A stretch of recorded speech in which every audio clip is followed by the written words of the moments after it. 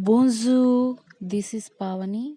In the last class, we learned month names in French. In this lesson, I'll teach you how to pronounce season names in French. Let's have a look. The French word for the season is les saisons. Les saisons. We know seasons spring, autumn, summer, winter. These four, how to say in French? Let's have a look. Spring, le ponte, le ponte, le ponte.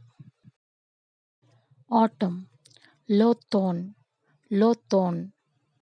Next, summer, l'été, l'été. Winter, l'hiver, l'hiver. Let's see once again. Le ponte, l'automne, l'été, l'hiver.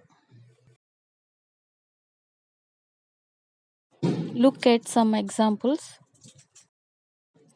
Quelle saison est? What season is it? Answer is c'est l'été. It's summer. C'est l'hiver. It's winter. C'est l'automne. It's autumn. For more videos, please do subscribe and hit the bell icon. Thanks for watching. Until then, au revoir.